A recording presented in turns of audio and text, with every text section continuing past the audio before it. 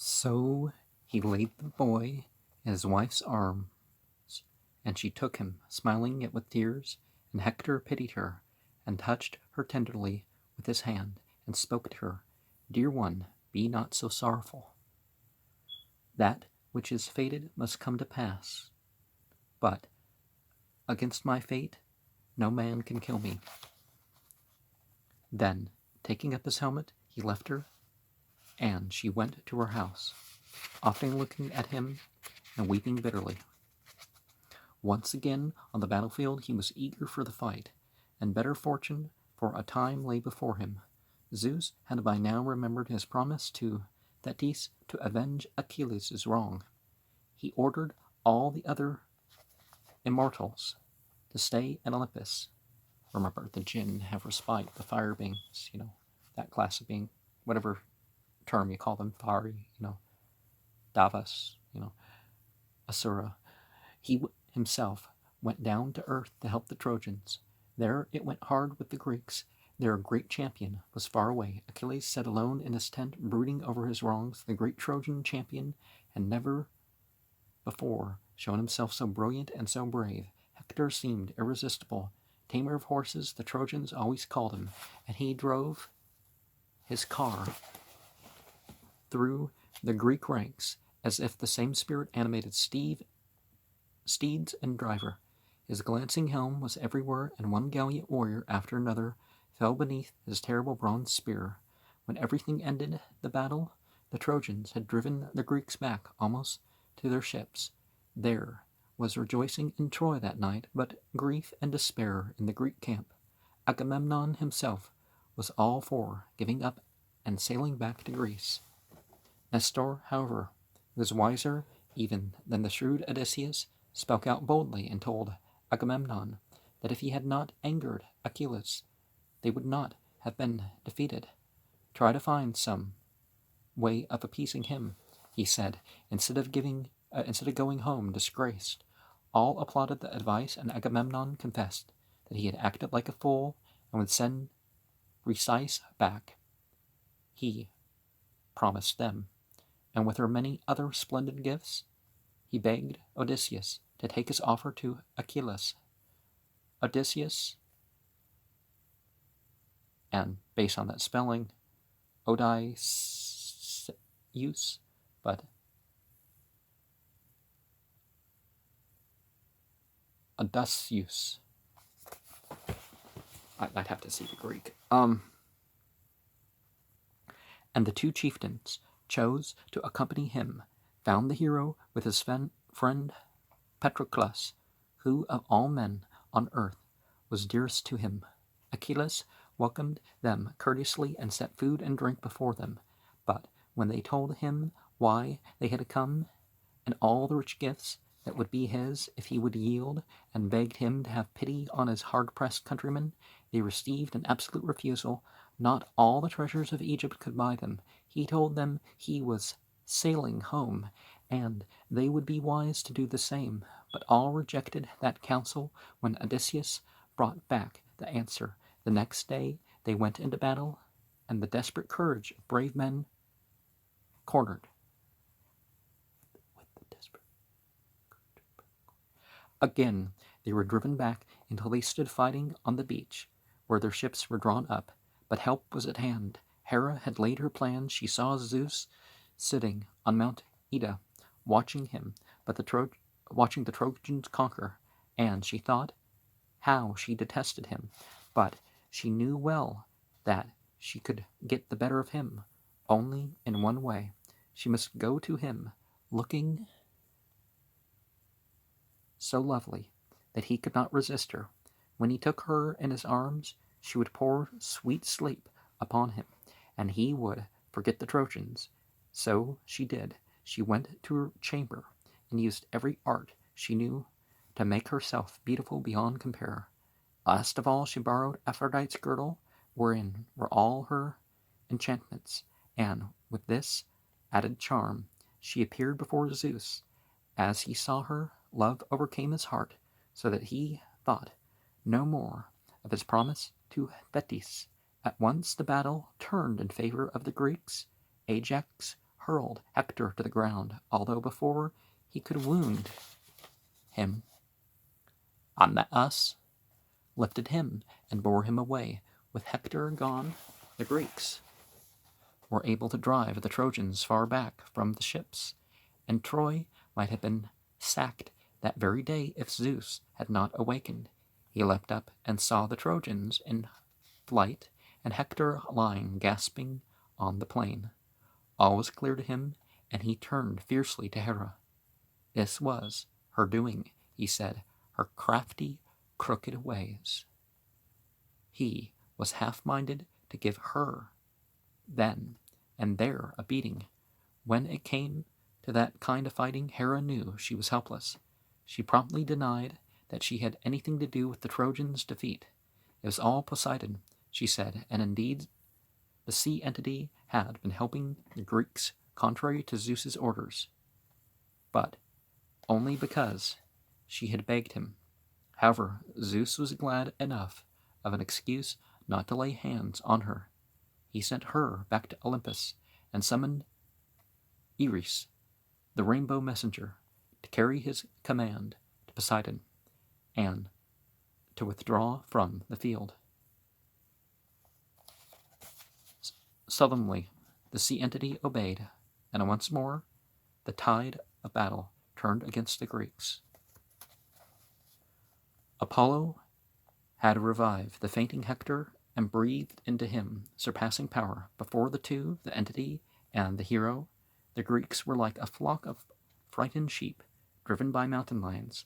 They fled in confusion to the ships, and the wall they had built to defend them went down like a sand wall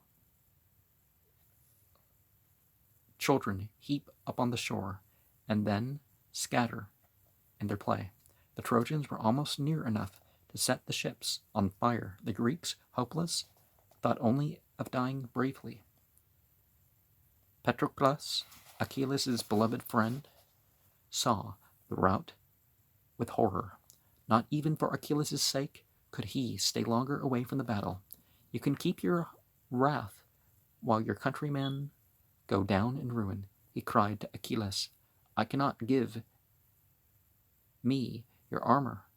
If they think I am you, the Trojans may pause, and the worn-out Greeks have a breathing space. You and I are fresh. We might yet drive back the enemy. But if you will sit nursing your anger, at least let me have the armor. As he spoke, one of the Greek ships burst into flame. That way they can cut off the army's retreat. Achilles said, Go, take my armor, my men too, and defend the ships. I cannot go.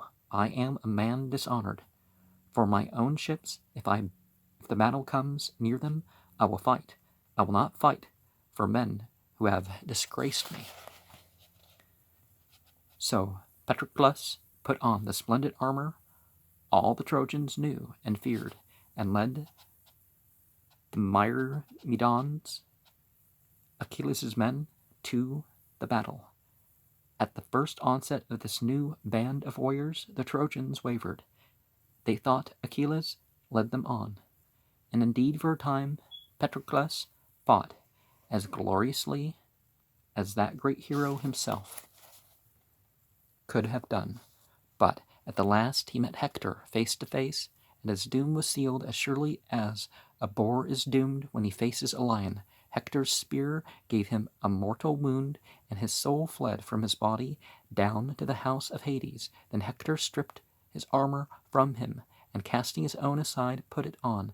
It seemed as though he had taken on too Achilles' strength, and no man of the Greeks could not stand before him. Evening came.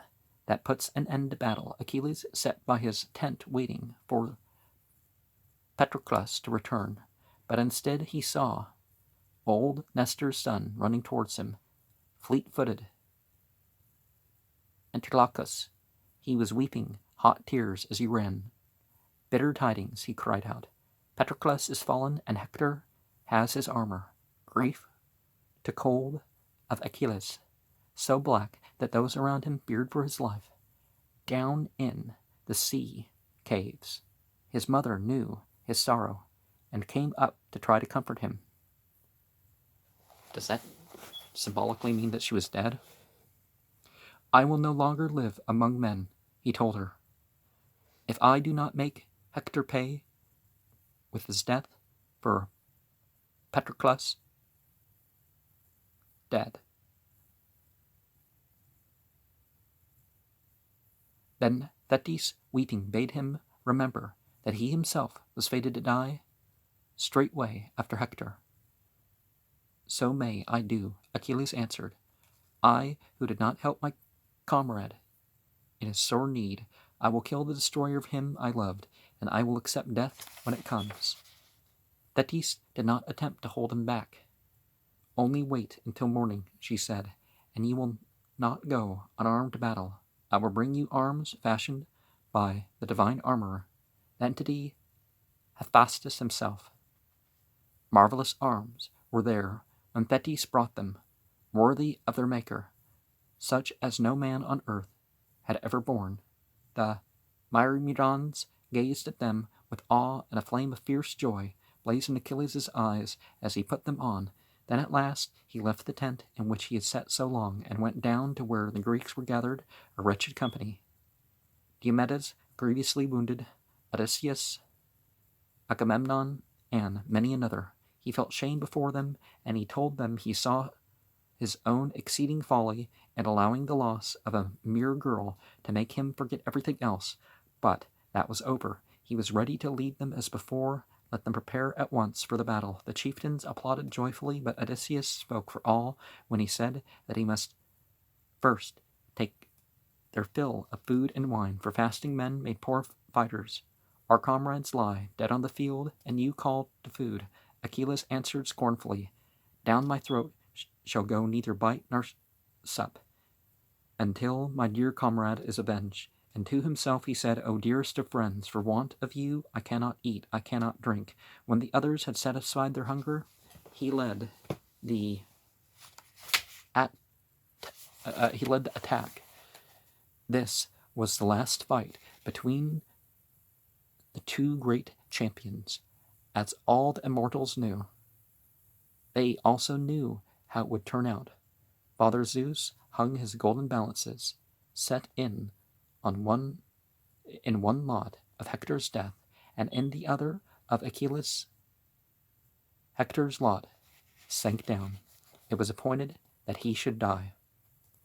Nevertheless, the victory was long in doubt. One of the four things we can say that's predestined is your death. You could say your provision, although much of that, fate is kind of directed by choices, right? How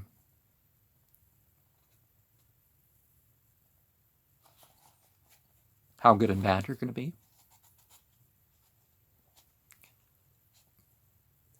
Again, that's like completely a choice. Nevertheless, the victory was long in doubt. The Trojans under Hector fought as brave men fight before the walls of their home. Even the great river of Troy, to which the entities call Xanthus, the men Scamander took part and strove to drown Achilles as he crossed its waters. In vain, for nothing could check him as he rushed on, slaughtering all in his path and seeking everywhere for Hector. The entities by now were fighting too, as hotly as the men, and Zeus, sitting apart in Olympus, laughed pleasantly to himself when he saw